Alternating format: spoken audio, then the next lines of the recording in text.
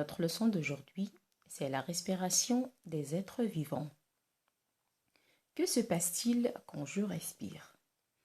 Alors, pour bien répondre à cette question, il faut bien faire attention et bien suivre.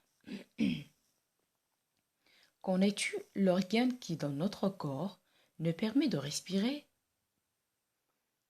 Oui, justement, c'est très bien.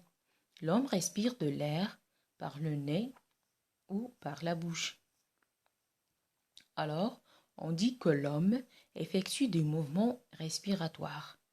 Et parmi les mouvements respiratoires qu'on a déjà vus, c'est l'inspiration et l'expiration.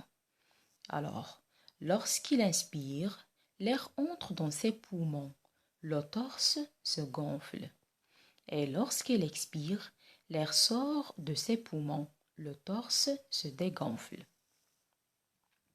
Alors, en observant ce schéma, on découvre que, en inspirant, les poumons se gonflent dans la cage thoracique qui s'agrandit. Et au contraire, en expirant, les poumons se dégonflent dans la cage thoracique qui se rétrécit. Et ici, on trouve les parties différentes d'un appareil respiratoire.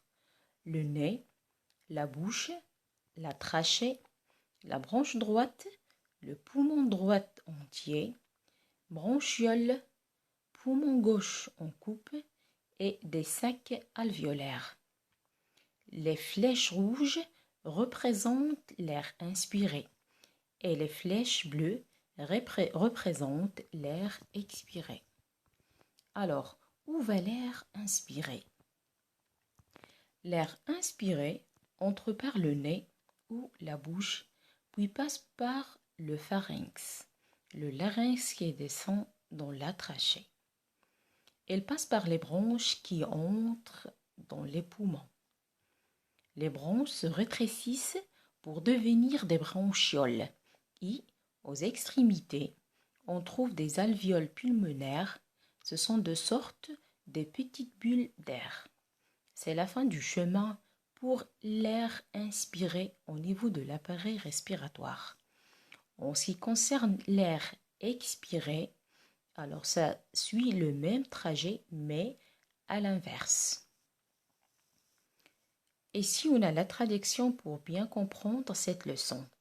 Merci.